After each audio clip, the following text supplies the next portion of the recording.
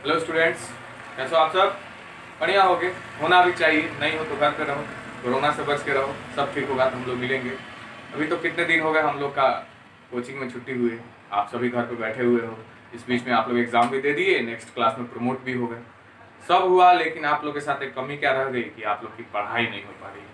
तो इसीलिए आज से आप लोगों की क्लासेस शुरू हो रही हैं, व्हाट्सएप पे ही शुरू होगी, ऑनलाइन क्लासेस नहीं हो पाएंगी। क्योंकि कोई ऐप इस टाइप का नहीं है जो चल सके। जैसे जूम ऐप के बारे में हम सोचे थे, तो जूम ऐप को सरकार ने बोला कि ये डाटा चोरी करता है, तो फिर उचित नहीं है।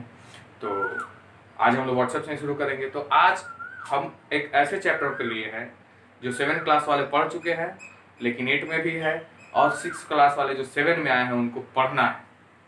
तो एक इजी चैप्टर को इसलिए लिया गया है ताकि आप इजीली समझ जाए। चूंकि क्लास 8 में चैप्टर 1 है रेशनल नंबर, तो रेशनल नंबर को डिटेल में पढ़ने के लिए आपको आमने सामने होना पड़ेगा, ताकि आपको कोई डाउट हो तो आप उसी समय पूछ लें। इनकेस वीडियो डालेंगे तो आप कितना पूछोगे ये तो समझ में आएगा नहीं। तो इसीलिए आज हम लोग शुरू करेंगे। उस चैप्टर का नाम है एक्सपोनेंट। ध्यान दीजिए, एक्सपोनेंट। एक्सपोनेंट को हिंदी में कहते हैं घातांक। ये होता क्या है, ध्यान दीजिए, पहले डेफिनेशन ले लेंगे। अ स्मॉल नंबर और symbol that shows how many times a quantity must be multiplied by itself. यानी एक्सपोनेंट वो सबसे छोटी संख्या होती है जो दर्शाती है कि जो उक्त संख्या है वो अपने आप से कितनी बार मल्टीप्लाई की गई है। जैसे कि 4⁵ ये वो छोटी संख्या है, ठीक है, छोटी सी संख्या है जिसको हम लोग कहते हैं एक्सपोनेंट। यही बताती है कि ये जो संख्या है अपने आप से कितनी बार मल्टीप्लाई की गई है। तो 4⁵ यानी 4 अपने आप से कितनी बार मल्टीप्लाइड है, तो 4 इंटू 4 इंटू 4 इंटू 4 और इंटू 4। 1 2 3 4 5, यहाँ 5 लिखा हुआ है। तो इस तरह से हम इसको लिख सकते हैं। तो अगर आप चाहें तो इसको आप लोग क्या कर सकते हैं, इसका डेफिनेशन उतार सकते हैं। ये डेफिनेशन की उतनी जरूरत नहीं, समझ में आना चाहिए।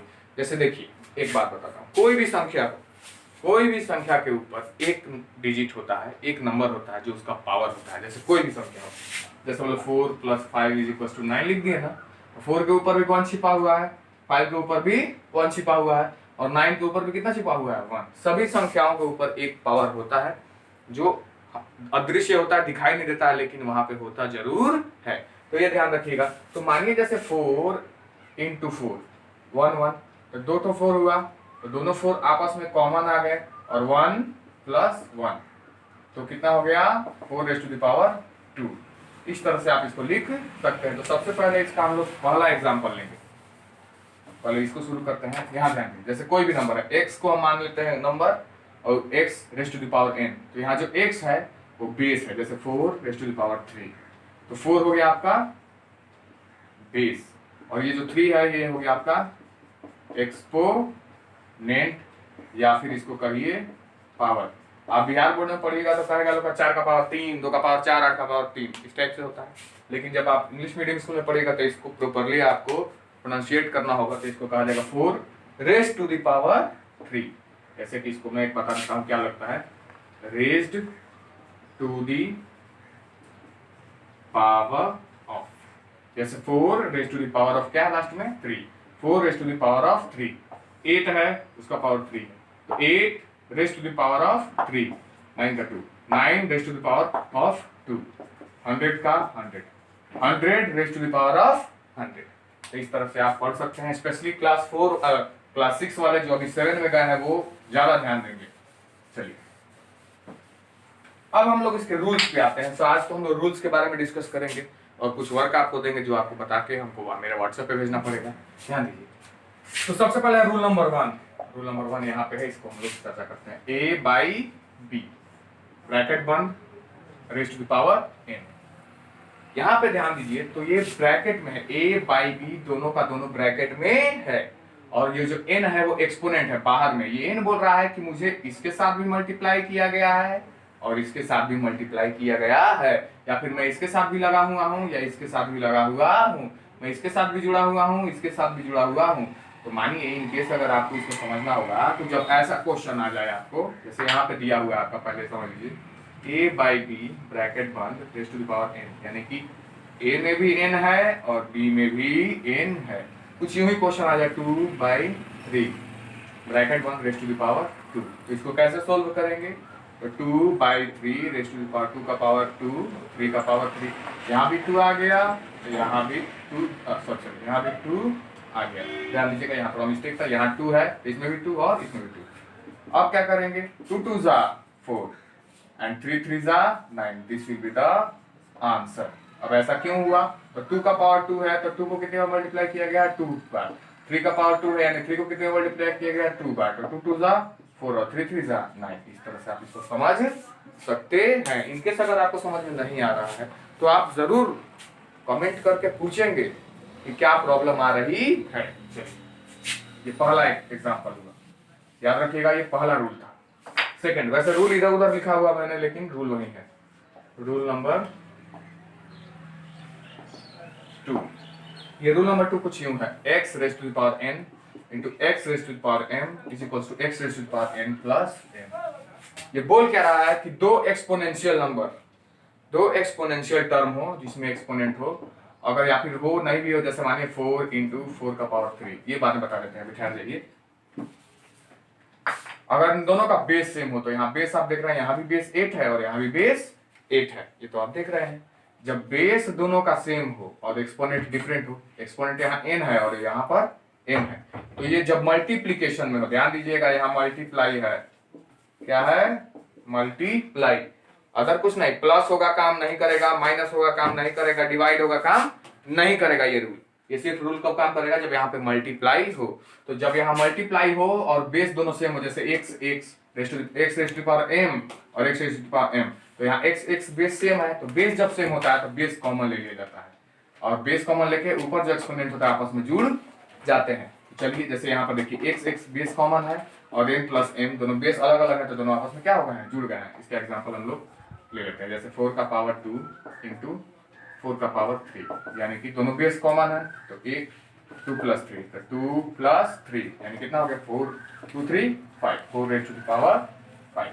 ये आपका सेकंड रूल का एग्जाम्पल है, आप इसको एक बार समझ सकते हैं, दिक्कत तो पूछ भी सकते हैं, कोई दिक्कत नहीं। चलिए, अब आते हैं हम लोग थर्ड रूल।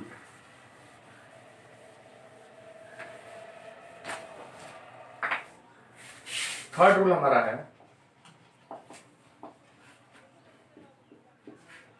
थर्ड रूल क्या कहता है? x raise to the power n divided by h raise to the power m is equals to x raise to power n minus m। यहाँ ध्यान दीजिए, इसके पहले वाले क्वेश्चन में भी ऐसा ही था, ये भी ऐसा ही, लेकिन यहाँ पर पहले मल्टीप्लाई था, अब क्या हो गया है? डिवाइड हो गया है। तो डिवाइड में जैसे मल्टीप्लाई का उल्टा होता है डिवाइड, उसी प्रकार से जब मल्टीप्लाई में जोड़ा जा रहा था तो डिवाइड में क्या किया जाएगा? घटाया जाएगा। दोनों का बेस कॉमन होना चाहिए, एक्सपोनेंट डिफरेंट हो या सेम हो उससे लेना देना नहीं है, लेकिन बेस उसका कॉमन होना चाहिए। और डिवाइड क्या है? डिवाइड में है तो आपस में उसको घटा देंगे। एज एग्जांपल इसका ले लेते हैं, जैसे 4 raise to the power 3 divided by 4 raise to the power 2, तो दोनों का बेस कॉमन है, डिवाइड में है तो 4, 3 यहाँ माइनस करना है, माइनस 2, यानी 4 में से 3 में से 2 गया, कितना बचा? 4 raise to the power 1। This will be the answer. इस प्रकार से आप समझ सकते हैं। तो रूल नंबर 1, रूल नंबर 2 और रूल नंबर 3 आपने समझ लिया। अगर नहीं समझ में आया तो कोई बात नहीं, आप कमेंट बॉक्स में जाके या फिर कमेंट करके मुझे पूछ सकते हैं क्या प्रॉब्लम है, फिर से मैं बताऊंगा, मेरा काम ही वही है। सेकंड चीज बात ये रही कि अब आप तब तक आप लोग इसे उतार लीजिए और फिर मैं क्या करता हूँ बताता हूँ आपको इसके बाद वाले। चलिए उतार लीजिए।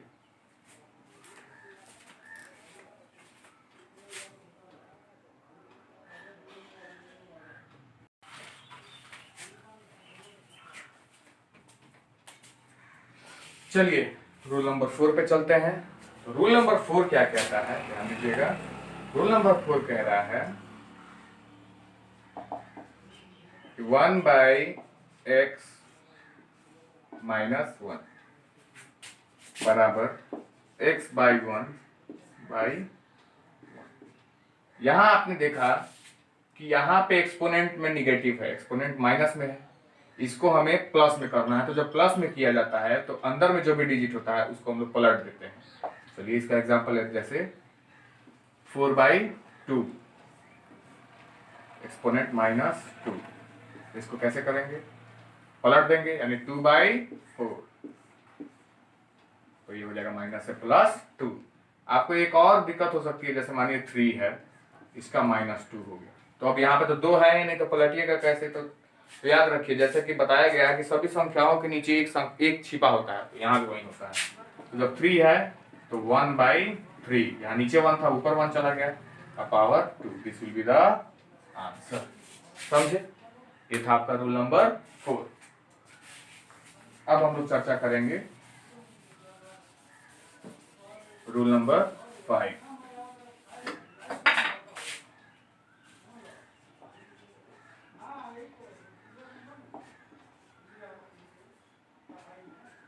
रूल नंबर 5 क्या है?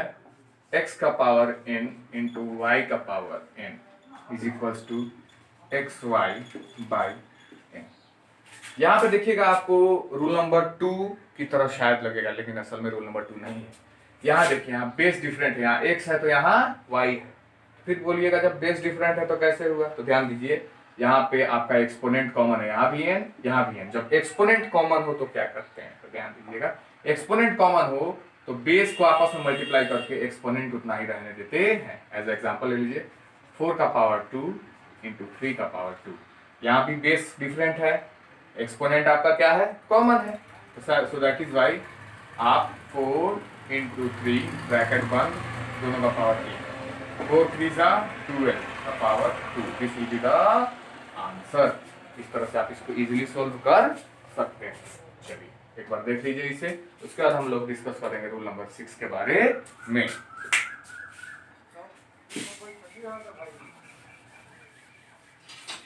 अब बात आई रूल नंबर 6 की।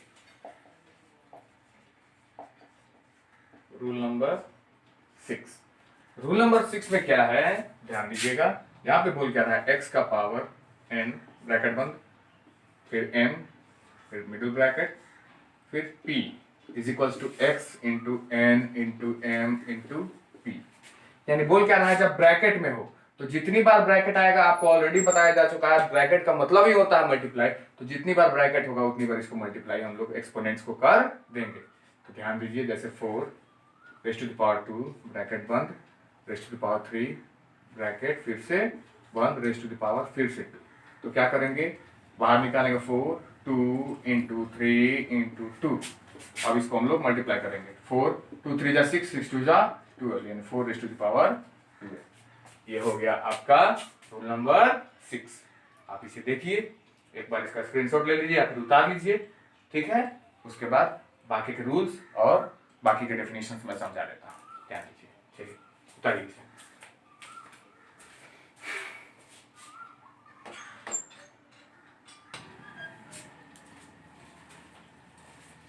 चलिए अब ध्यान देते हैं रूल नंबर 7 पे। तो रूल नंबर 7 क्या कहता है? ध्यान दीजिए कि x raise to the power 0 is always 1, यानी कोई भी नंबर हो अगर उसका एक्सपोनेंट 0 हो तो सीधे 1 आ जाएगा। जैसे मानिए 4 का एक्सपोनेंट कितना आ गया? 0। तो ऐसा नहीं कि सबको हम सीधे 0 लिख देंगे, ऐसा कीजिएगा तो गलत हो जाएगा, ऐसा नहीं होता। कोई भी नंबर हो अगर उसका एक्सपोनेंट 0 हो यानी उसका आंसर कितना हो जाएगा? 1। ये सबसे इजी होता है, इसको ध्यान में रखिएगा। कोई भी नंबर हो अगर उसका एक्सपोनेंट 0 है तो उसका रिजल्ट 1 आएगा, ठीक है? नेक्स्ट, अब आ गया रूल नंबर 8 पे। रूल नंबर 8 ये क्या बोलता है? a by B into C by d bracket बंद, इसका पावर मानिए 2 है तो क्या हो गया? पावर मानिए x है, ठीक है? तो क्या हो जाएगा? इसको हम फिर से इसको, ये बोलता क्या है कि x बाहर में है और ब्रैकेट में सब, यानी सब के साथ एक्सपोनेंट लगेगा, यानी a by B into X into C by D exponent x, फिर बढ़ेंगे यहाँ पे A X by A raise to the power x by B raise to the power x into C raise to the power x and D raise to the power x। ये हो जाएगा आपका answer. तो इसका example हम लोग ले लेते हैं एक, जैसे मानिए 2/3 इंटू 4/5 सबका पावर 2, यानी कि 2/3 raise to the power 2 into 4/5 raise to the power 2। अब इन सब में बांटिए, 2/3, ठहरिए ऊपर वाला मिटा देते हैं ताकि इजी हो जाए।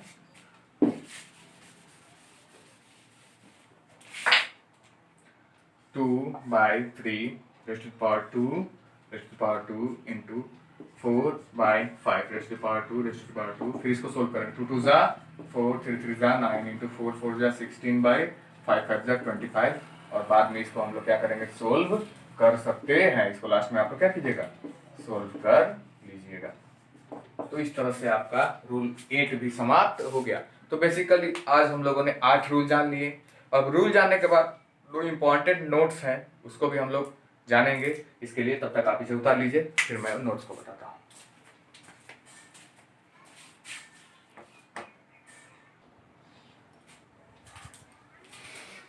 ध्यान दीजिए, जैसा कि दो नोट्स थे स्पेशल, उसको आप ध्यान रखिएगा। Note 1, if any exponential term has a negative base and an even exponent then the result will be positive।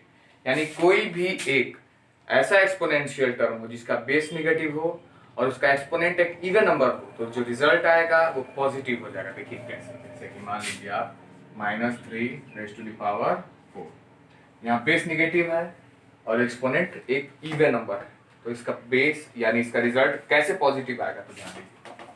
तो इसका होता क्या, -3 इंटू -3 इंटू -3 इंटू -3, यही ना होगा। 4 है तो 4 हो गया, इससे ये गया, इससे ये कट गया, तो क्या बचा, 3 3 जा 9 9 3 जा 27 27 3 जा 81। This will be the answer. तो इस तरह आपने देखा सारे माइनस कट गए, क्या बच गया आपका, सीधे सीधे एक पॉजिटिव टर्म बच गया। उसी का उल्टा है, if any exponential term has a negative base and an odd exponent then the result will be negative. इसी का उल्टा है कि अगर कोई एक्सपोनेंशियल टर्म है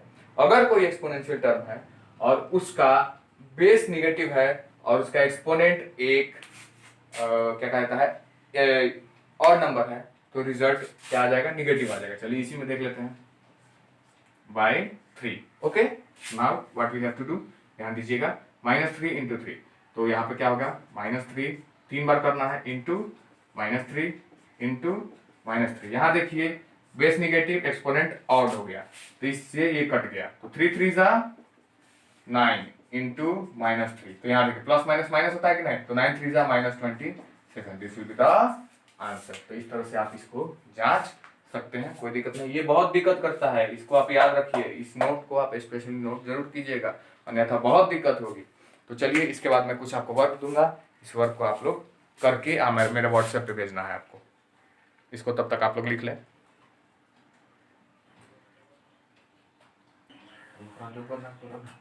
ध्यान दीजिए, ये आपका होमवर्क है 4 raised to the power -3। सबको इवेल्युएट करना है कि इनका आंसर क्या आने वाला है। ये किसके लिए है, नाउ जो बच्चे प्रमोट होके क्लास 7 में चले गए हैं और क्लास 8 में चले गए हैं, दोनों के लिए, समझे, यानी छोटा बैच बड़ा बैच दोनों है, दोनों के लिए होमवर्क है। सभी लोग होमवर्क बना के, सब लोग अलग अलग, ग्रुप में कोई नहीं डालेगा, अलग अलग अपने अपने अकाउंट से मेरे सेपरेट अकाउंट पे, सेपरेट व्हाट्सएप पे अपना अपना कॉपी बना के आंसर भेजिएगा।